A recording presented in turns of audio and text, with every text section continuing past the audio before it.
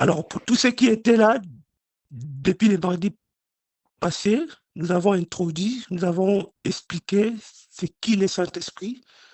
Nous avons parlé de la personne du Saint-Esprit.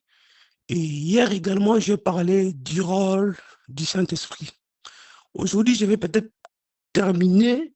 Je parlerai aujourd'hui de comment nous pouvons conserver et faire grandir la présence du Saint-Esprit. Répète avec moi, conserver et faire grandir la présence du Saint-Esprit. Amen. Faire grandir la présence du Saint-Esprit.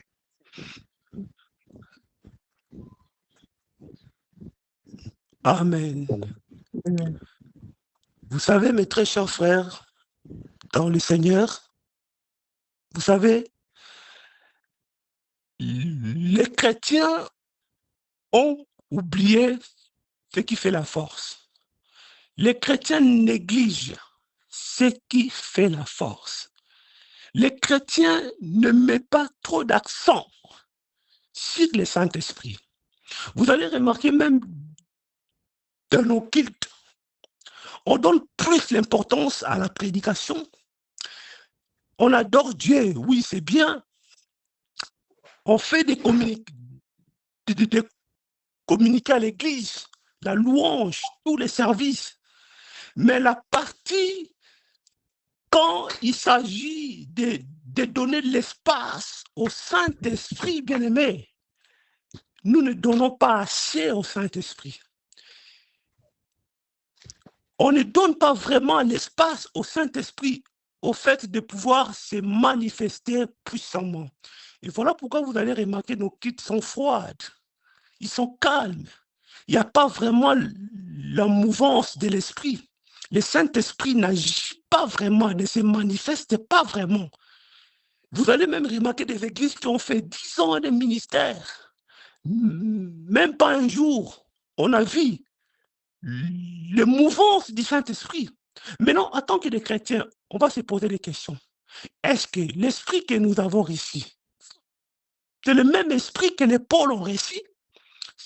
C'est le même esprit que les Pierre ont reçu? Si c'est le même esprit, nous sommes aussi des hommes comme eux. Alors, pourquoi pas le Saint-Esprit se manifeste de la même manière que ces gens-là dans notre génération? C'est parce que nous n'approchons pas le Saint-Esprit. Nous ne sommes pas très attachés au Saint-Esprit. On fait des cultes avec l'organisation. On organise à telle heure, à telle heure. On va commencer la modération. À telle heure, on va commencer à chanter. À telle heure, on va laisser les prédicateurs de commencer à prêcher. On organise des choses bien.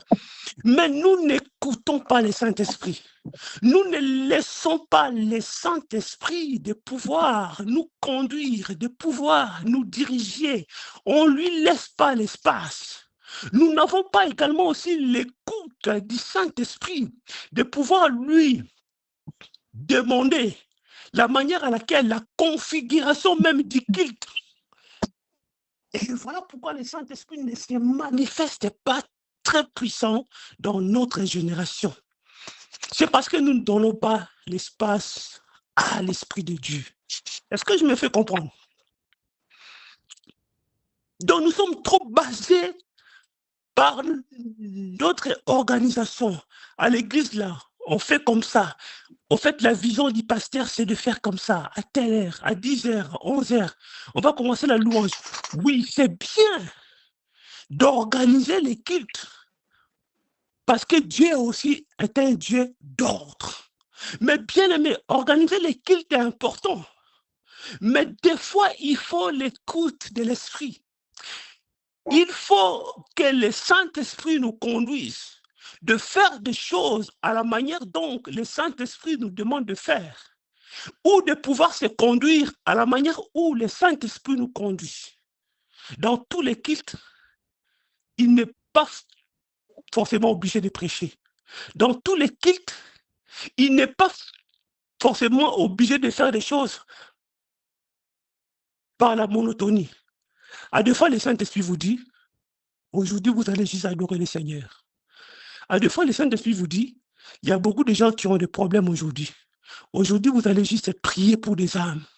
C'est-à-dire que et même si tu avais écrit ton message, et même si ton message était très bon, mais le Saint-Esprit te dit, moi, je veux que tu me guéris. Une maman là-bas au fond, elle a un problème de santé. Un frère là-bas, il ne se sent pas bien. Donc, c'est-à-dire que, bien aimé, j'aimerais juste nous faire comprendre dans notre vie chrétienne pour réussir, même dans le domaine de la délivrance, dans beaucoup de domaines, pour réussir, bien aimé, nous devons laisser l'espace à l'Esprit de Dieu de pouvoir nous conduire, de pouvoir nous utiliser à sa façon, à sa manière. On va commencer par les versets de Jacques 4, à partir du verset 5. Le frère Patrick, s'il vous plaît, si tu peux nous lire Jacques 4, à partir du verset 5. On va commencer par là.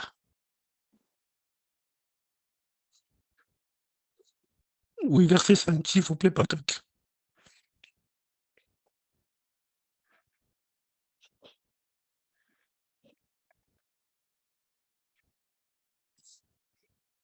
Amen. Amen.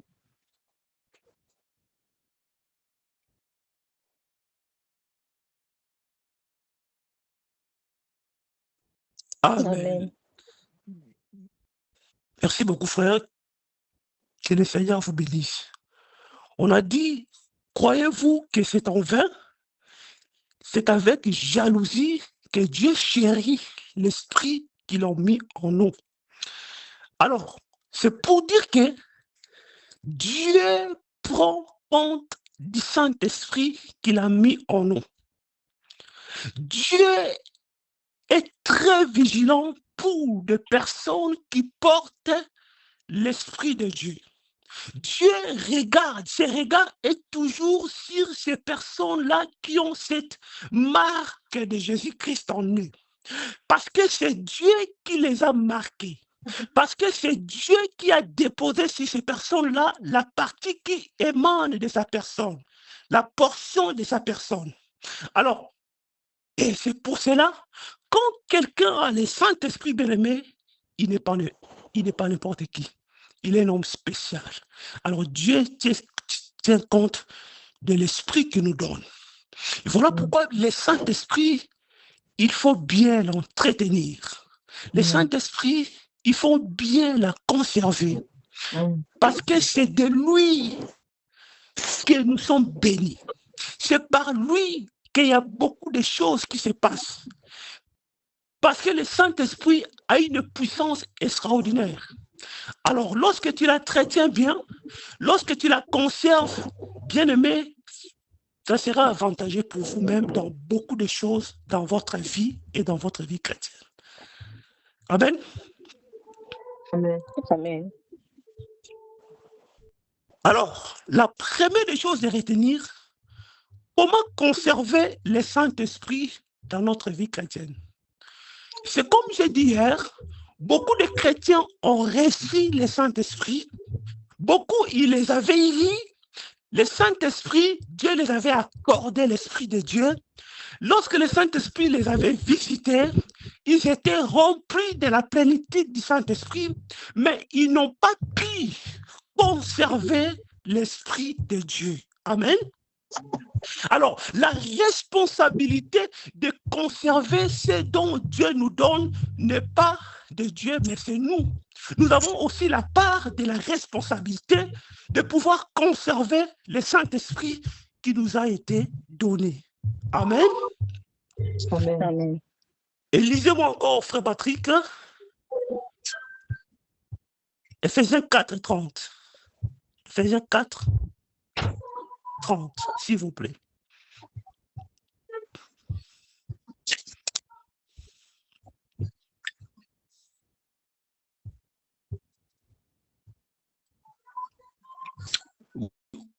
Ou le frère Peter, le frère Billy, le frère Dino. Éphésiens 4, à partir du verset 30, s'il vous plaît. Est-ce que je peux lire?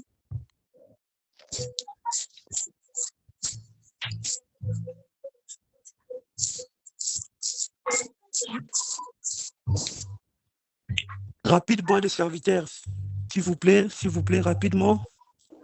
On n'a pas assez de temps. La sœur a demandé si elle pouvait lire. La sœur Né la demande si elle pouvait lire. Oui, oh. Ok, d'accord. Avance. Elle peut lire, please. Ok, d'accord. Éphésiens 4, 4, verset 30 dit, « N'attristez pas le Saint-Esprit de Dieu, par lequel vous avez été scellés pour le jour de la rédemption. Amen. » Amen. Et puis, ma sœur, s'il vous plaît, lisez-moi encore 1 Thessaloniciens 5, partie du verset 19. 1 Thessaloniciens 5, 19. S'il vous plaît, ma sœur. 1 Thessaloniciens 5, 19 dit, « N'éteignez pas l'esprit. » C'est tout court. Ok, merci beaucoup, ma sœur.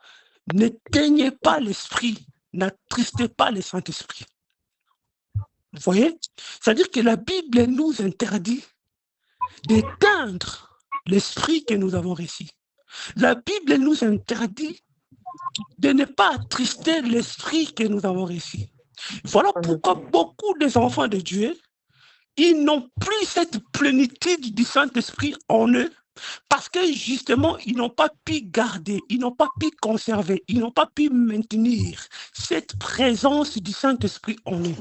Alors, la vie chrétienne, pour que ta vie chrétienne soit très épanouie, pour que ta vie même professionnelle soit très épanouie, bien aimé, tu as besoin du Saint-Esprit. Alors, on ne peut pas faire la vie chrétienne sans le Saint-Esprit. Voilà pourquoi la Bible dit, la chair a des désirs contraires à l'esprit, l'esprit en a contraire à la chair. Et à chaque fois que l'Esprit de Dieu est attristé en vous, à chaque fois que le feu du Saint-Esprit est éteint en vous, vous allez remarquer maintenant des anciennes habitudes qui commencent à revenir. La chair commence maintenant à prendre de l'ascendance. Des choses que tu ne faisais plus, tu commences à le faire. Maintenant, c'est la chair qui te domine. La chair commence maintenant à te pousser dans les convoitises charnelles parce que la plénitude du Saint-Esprit ne se manifeste plus en vous. Maintenant, lorsque cette plénitude de l'Esprit de Dieu ne se manifeste plus en vous, maintenant la chair commence à dominer. Et c'est de la même manière aussi que lorsque le Saint-Esprit également est rempli en vous, lorsque le Saint-Esprit domine sur vous, vous allez aussi remarquer, le Saint-Esprit va maîtriser les impulsions de la chair. Le Saint-Esprit va maîtriser tous les convoitises de la chair, tout ce qui vous amène à pécher, tout ce qui vous amène à vivre une vie de débauche. Parce que justement, tu es rempli de lui. Maintenant, c'est lui qui prend contrôle de ton âme. C'est lui qui prend contrôle de tes pensées. C'est lui qui prend contrôle de ton corps. Maintenant, le Saint-Esprit commence à t'enseigner ce qui est bien et ce qui est mal. Et en même temps, il vous accorde la force. Amen. Amen. Il vous accorde la force, c'est parce qu'il est rempli en vous. Maintenant, lorsqu'il est attristé, vous allez voir maintenant les chrétiens commencent maintenant à vivre dans la chair. C'est pour cela qu'on parle des chrétiens charnels et des chrétiens spirituels. En d'autres termes, les chrétiens spirituels est celui qui est rempli de la plénitude du Saint-Esprit. Il ne vit pas selon la chair. Mais par contre, les chrétiens charnels, il est celui aussi qui avait reçu le Saint-Esprit, mais il n'a pas pu les conserver. Maintenant, les œuvres de la chair commencent à dominer sur lui. Est-ce que je me fais comprendre? Amen. Et maintenant, la première des choses pour conserver le Saint-Esprit que nous avons reçu de Dieu, tout ce qui vient de Dieu ne se conserve que dans la présence de Dieu. Je répète, tout ce qui vient de Dieu ne se conserve que dans la présence de Dieu. En fait, le Saint-Esprit vient d'en haut. Le Saint-Esprit nous a été promis. Le Saint-Esprit vient de l'Esprit. vient de Dieu plutôt, vient d'en haut. Alors, pour les conserver, on les conserve dans la présence de Dieu. Alors, c'est pour dire que le Saint-Esprit, tu dois le nourrir d'être à la présence de Dieu, de créer l'atmosphère de la présence de Dieu. Et vous voyez, comme là, par exemple, nous sommes dans la présence de Dieu. Maintenant, le Saint-Esprit qui est en vous, il se nourrit. Parce que le Saint-Esprit prend plaisir dans la présence de Dieu. Le Saint-Esprit aime la présence de Dieu. Maintenant, à chaque fois que tu es dans la présence de Dieu, dans une église, dans l'atmosphère, là où on adore Dieu, là où on prie, là où on enseigne, tu écoutes les enseignements, bien aimé, tu permets à l'Esprit qui est en vous de se conserver intense. Amen. Amen. Amen. Donc, tu permets maintenant au Saint-Esprit de se conserver. Retenez ça, que ce qui vient de Dieu ne se conserve dans la présence de Dieu. Maintenant, Amen. ce qui se passe avec beaucoup de chrétiens, ils sont le Saint-Esprit, mais leur mode de vie ne correspond pas avec l'Esprit de Dieu qu'ils portent. Maintenant, lorsque ton mode de vie ne correspond pas avec le Saint-Esprit que tu portes, maintenant le Saint-Esprit qui est en vous, il va commencer de s'attrister parce que tu ne lui donnes pas l'espace de pouvoir respirer en vous. Le Saint-Esprit ne se nourrit pas. Le Saint-Esprit ne trouve pas d'importance de rester intense en vous parce que ta manière de vivre également peut influencer que le Saint-Esprit soit rempli en vous. Ta manière de vivre aussi peut aussi influencer que le Saint-Esprit, si je me fais comprendre. Amen. Donc, la première des choses pour conserver la présence de Dieu, le Saint-Esprit que nous avons reçu, nous devons être dans la présence de Dieu parce que tout ce qui vient de la présence de Dieu ne se conserve que dans la présence de Dieu. Et voilà pourquoi la vie de l'Église est très importante. La vie de demeurer ensemble avec des frères, et comme nous sommes là en ligne, c'est très important. Cherchez toujours des endroits où on adore Dieu, des personnes qui aiment adorer Dieu, des environnements où on parle de Dieu, des enseignements où on parle du Saint-Esprit. Et ça fera en sorte que l'esprit que vous avez puisse se conserver. Et la deuxième chose, tu ne peux pas avoir le Saint-Esprit avec une vie sale. Une vie sale. Lorsque je parle de la vie sale, et puis j'englobe tout, j'englobe beaucoup de choses. Vous voyez, il y a des gens qui ont le Saint-Esprit, ils ont une vie sale. Le fait d'avoir cette vie sale empêche à ce que tu puisses maintenir l'onction du Saint-Esprit en vous. Alors, Dieu aime des gens qui vivent dans la sobriété. Et la Bible dit, soyons sobres. Vivre dans la sobriété, c'est très important. Vivre dans la sobriété, ça permet à ce que tu puisses conserver l'onction du Saint-Esprit qui est en vous. Alors, vivre dans la sobriété, c'est tout simplement pour dire que s'abstenir de certaines choses qui peuvent vous amener à se suivre. Il y a des choses qui ne sont pas forcément les péchés. Il y a des choses qui ne sont pas forcément les péchés. Mais ça peut vous exposer dans le péché. Ça peut vous amener à se suivre. Maintenant, lorsque tu te souilles, maintenant le Saint-Esprit qui est en vous ne peut pas être conservé. Amen. Amen. Est-ce que je me fais comprendre? Amen. Acclamons très fort pour le Seigneur si je me fais comprendre. Amen. Amen.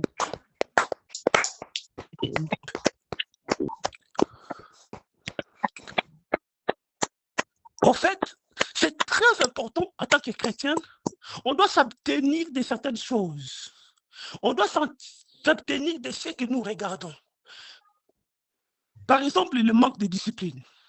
Le manque de discipline peut faire en sorte que le Saint-Esprit ne puisse pas grandir en vous. Vous allez voir les chrétiens, il est dans l'Instagram. 4 heures du temps dans l'Instagram. Juste pour voir n'importe quoi. Il est dans les TikTok. Juste pour rigoler. Il rigole. Il va rigoler toute la journée. Et des choses qu'il voit, ce sont des choses insensées. Des choses qui n'ont pas de sens. Maintenant, vous ne donnez pas le temps avec le Saint-Esprit. Vous n'avez pas le temps pour méditer la parole. Vous n'avez pas le temps pour adorer, pour prier, pour faire grandir ton intimité avec le Saint-Esprit. Mais nous sommes trop dans le futilité. Alors, cette futilité que nous regardons à 2 fois, nous ne savons pas que cette futilité affecte le Saint-Esprit. Est-ce que vous savez qu'il y a des amusements que Dieu n'aime pas ça? À 2 fois, rigoler, c'est bien, c'est pas mal. Mais quand il rigole aussi, tu rigoles des choses qui n'ont pas de sens. Le Saint-Esprit n'aime pas ça. Moi, un jour, l'Esprit de Dieu m'a reproché. Ce que tu fais, ce n'est pas digne. Arrête de faire ça. Il y a des choses que le Saint-Esprit va te reprocher, que ce que tu fais, tu rigoles bêtement. Tu rigoles dans les choses insensées, des choses qui n'ont pas de sens. Alors, certaines blagues que nous faisons n'honorent pas le Saint-Esprit. Un chrétien doit être concentré. Et voilà pourquoi beaucoup de chrétiens, le Saint-Esprit ne les parle pas. Ils ne reçoivent pas de messages. Ils n'ont pas la facilité d'écouter le Saint-Esprit. Ils sont tout le temps étonnés quand il attend. Personne dit que le Saint-Esprit m'a parlé.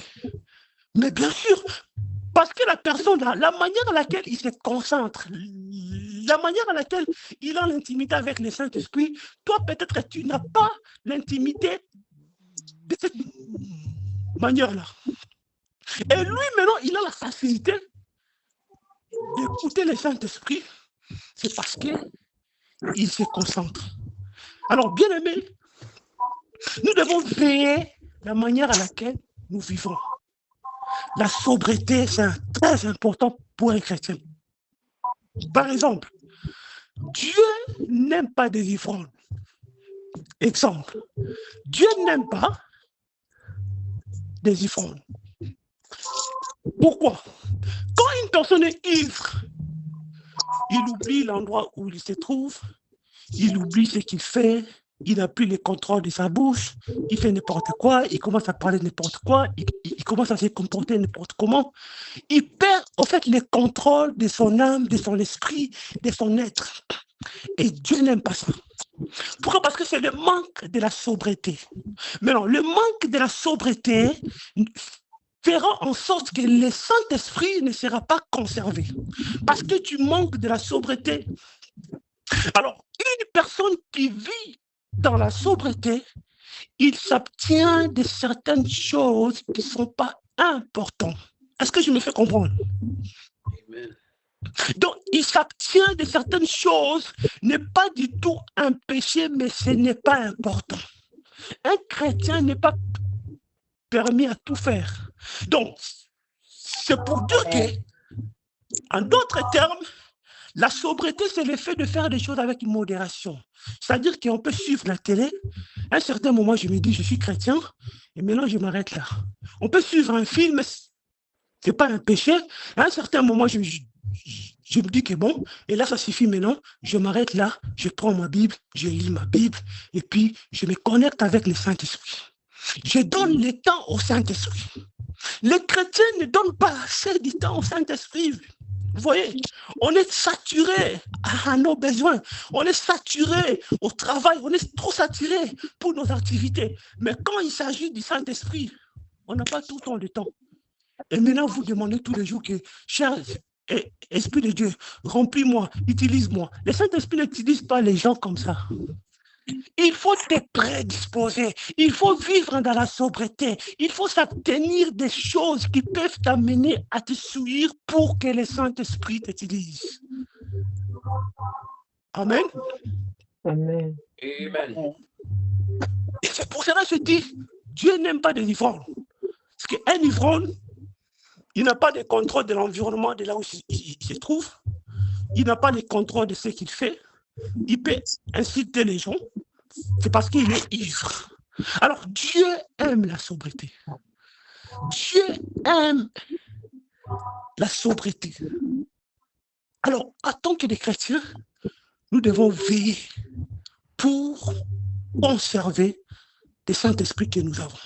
À part le fait de lire la Bible, à part le fait de prier, bien aimé, la sobriété est l'un des éléments que le Saint-Esprit aime. Maintenant, prendre aussi des temps avec le Saint-Esprit, c'est très important. De faire grandir ton intimité avec le Saint-Esprit. Donc, un chrétien doit vivre dans la sainteté. Le péché ne doit pas être ton partage. Amen. Amen. Une autre chose, la bouche. La Bible dit, la bouche qui parle beaucoup ne manque pas de faute. Quand quelqu'un a le Saint-Esprit, il faut éviter de Quand il y a des chrétiens qui parlent sans se retenir. Ils parlent beaucoup. Vous allez remarquer, quand vous parlez beaucoup, vous allez remarquer l'onction de Dieu en vous va diminuer. Parler beaucoup, ça diminue l'onction. Voilà pourquoi des hommes spirituels, des hommes qui connaissent des choses spirituelles, quand par exemple il est prêché, j'ai vu les documentaires de Benny Hinn. Benny Hinn, avant de prêcher, il fait 6 heures du temps sans adresser une parole à quelqu'un. 6 heures du temps. Pourquoi? Parce qu'il conserve ses paroles. L'onction qu'il a, il garde ses paroles. Parce que il peut commencer à dire des choses qui peuvent les souiller et l'onction va diminuer en lui. Donc, un chrétien doit faire des choses avec modération. Tout ce que tu fais, il faut le faire avec modération. Il faut le faire avec modération. Même manger, même boire.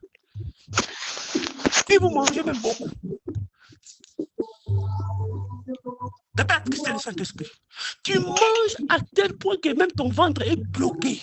Tu ne peux même pas respirer. Bien aimé, ça triste le Saint-Esprit. Il y a un verset dans la Bible qui dit « N'apaisantis pas vos cœurs ». Est-ce que vous le connaissez? N'apaisantis pas vos cœurs dans le manger et de boire, afin d'alourdir vos esprits. C'est dans la Bible. Hein? Même le manger là, même bloquer ton ventre, c'est bloqué et tu n'arrives même pas à prier et tu commences à dormir emporté par le sommeil.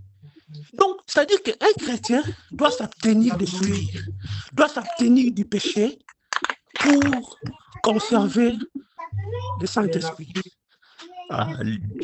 Le temps nous fait défaut. Je ne sais pas si je saurais pour dire comment nous pouvons faire grandir l'esprit. Bon, je vais essayer de jumper seulement. À cause du temps, je vais essayer de parler de ça rapidement. Amen. Amen. Amen. Est-ce que nous avons compris? Amen. Est-ce que c'est intéressant? Amen. Donc, Amen. en fait, c'est ça, bien aimé.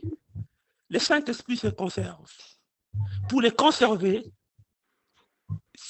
c'est ça des secrets que je vous ai dit. Maintenant, comment faire grandir le Saint-Esprit en vous? La première des choses, pour faire grandir la présence du Saint-Esprit en vous, bien aimé, c'est les cœurs. Bien aimé, c'est les cœurs. Ton cœur, en tant que chrétien, ne doit pas être rempli de choses. Quand tu accumules des choses dans ton cœur, ça abîme ton esprit. Des gens qui accumulent des choses dans leur cœur, ils accumulent des choses peut-être des blessures intérieures, des choses qu'elle a vécues ou il a vécu lorsqu'il avait l'âge de 10 ans, par exemple 13 ans, peut-être des choses qui sont passées très longtemps, ça t'avait tellement affecté. Bien aimé, l'effet d'accumuler des choses dans le cœur, ça peut affecter que l'onction grandisse en toi. Parce que le cœur canalise l'onction. Est-ce que je me fais comprendre? Amen. Quand quelqu'un a la présence du Saint-Esprit en lui, quand son cœur est mauvais, la présence du Saint-Esprit va s'étouffer parce que justement ton cœur est mauvais. Mm.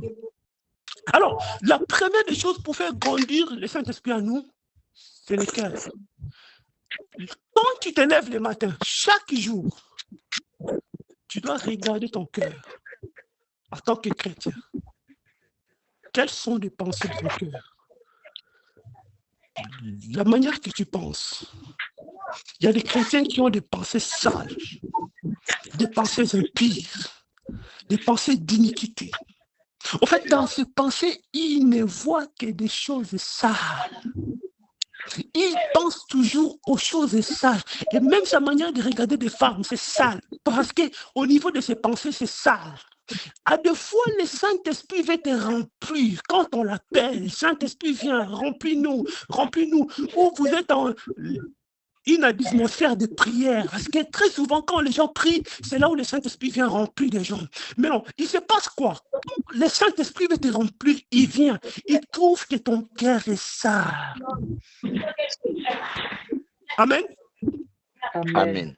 Donc le Saint-Esprit te trouve sale à l'intérieur. Maintenant, il se retire. Il veut te remplir, mais il trouve la saleté. Il trouve que c'est sale. Il trouve que les pensées sont sales. Il trouve l'impudicité. Il trouve la débauche. Il trouve des souillures, toutes sortes de saletés en toi. Maintenant, le Saint-Esprit, il ne peut pas te remplir. Voilà pourquoi beaucoup de chrétiens, ils ont le Saint-Esprit, mais c'est comme si le Saint-Esprit, là, c'est inactif. Le Saint-Esprit, là, n'est pas opérationnel. Le cœur canalise l'onction du Saint-Esprit. Ton cœur doit être pur. Alors, ce qu'il faut faire, c'est quoi? Il faut se vider. Il faut se nettoyer. Il faut vider tout ce qui est dans ton cœur. Les convoitises. Il y a des gens qui ont la jalousie. Donc, il peut mourir parce qu'il a vu quelqu'un, il a l'argent. Il peut juste mourir parce qu'il a vu quelqu'un avec une belle voiture. Donc, lui ne peut pas voir quelqu'un avec quelque chose de bon, ou on ne peut pas te dépasser, toi. On peut pas voir quelque chose de bon.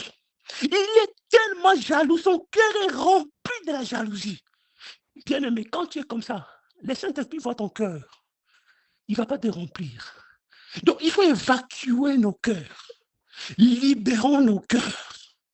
Évacuons nos cœurs dans tout ce qui est sale. Dans l'impureté, dans le péché, dans la débauche. Videz nos cœurs. Maintenant, lorsque tu vides ton cœur, tu permets maintenant à l'Esprit de Dieu de pouvoir se manifester en toi. Amen. Amen. Amen. Tu permets maintenant au Saint-Esprit de pouvoir commencer à t'utiliser. Maintenant, tu permets au Saint-Esprit de grandir en toi. Et tu vas commencer maintenant à vivre des expériences spirituelles avec le Saint-Esprit. Parce que justement, ton cœur est propre. Ton cœur est clean, agréable. Dieu les voit agréables. Amen. Amen. Donc, pour faire grandir le Saint-Esprit, nous devons veiller sur nos cœurs.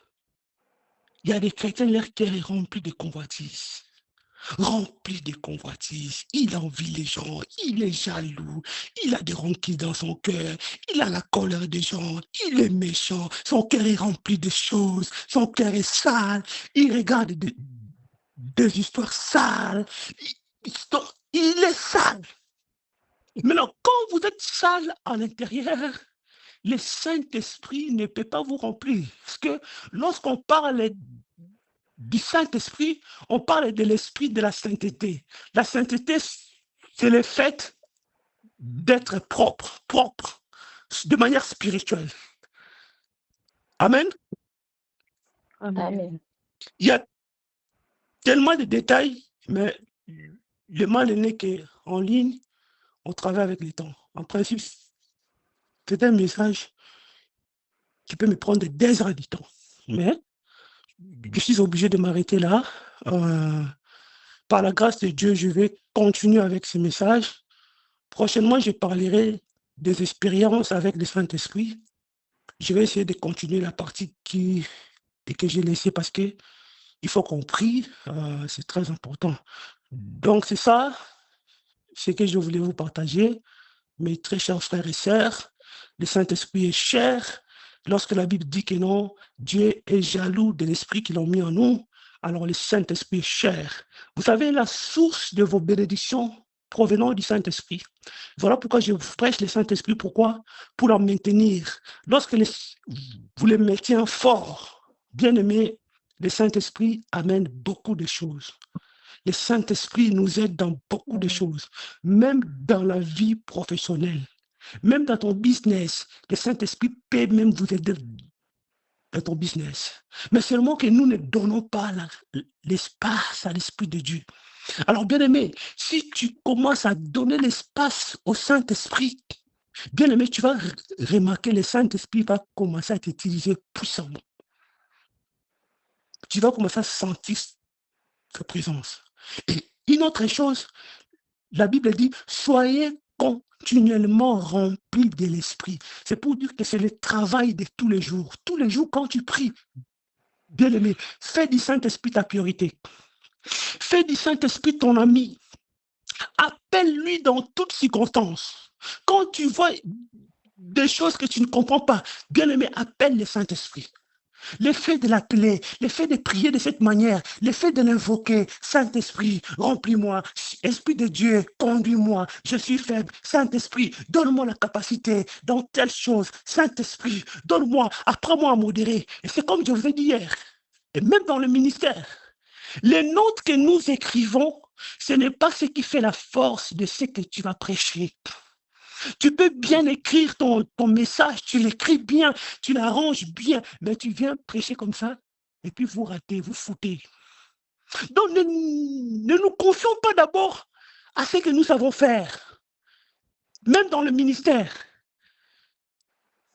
Oui, les talents sont importants, mais ne nous confions pas d'abord à ce que nous savons faire, à nos compétences. Confions-nous au Saint-Esprit. Le Saint-Esprit est plus intelligent que toi. Et même les gens que tu prêches, le Saint-Esprit connaît leurs problèmes. Il connaît leur situation. C'est lui qui va te conduire pour te révéler les problèmes de chacun. Et même quand tu fais la modération à l'église, arranger la modération, organiser des choses, c'est très bien. Mais bien aimé, confie-toi d'abord au Saint-Esprit. Dis au Saint-Esprit, maintenant je vais modérer, maintenant remplis-moi.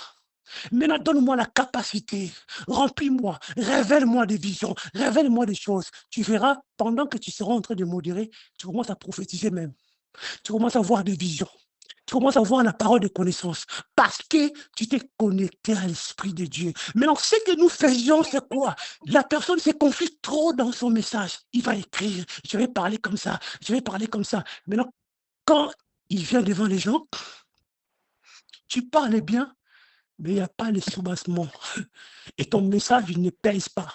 C'est l'Esprit qui fait que ton message pèse. Voilà pourquoi la Bible dit, les Écritures font quoi?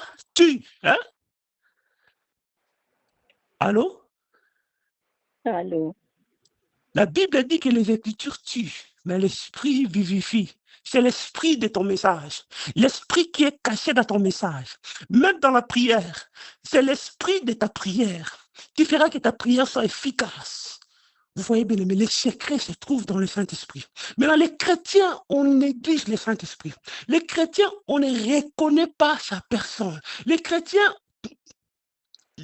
la manière de faire des choses ou de diriger même les cultes, vous voyez, on ne met pas trop d'accent sur le Saint-Esprit, mais nous oublions que c'est lui qui guérit, c'est lui qui fait des miracles, c'est lui qui touche les gens. Mais nous ne mettons pas trop l'accent au Saint-Esprit. Nous mettons plus l'accent à ce que nous allons faire. Voilà, les frères, tu vas donner le communiqué à 12 heures. Toi, tu feras ceci. toi tu feras ceci. Mais les gens n'associent pas le Saint-Esprit dans ce qu'ils font. Voilà pourquoi nous échouons. Voilà pourquoi nos églises sont froides. Voilà pourquoi il n'y a pas de surnaturel dans nos églises et même dans nos vies. Acclamons pour la parole de Dieu. Gloire à Jésus.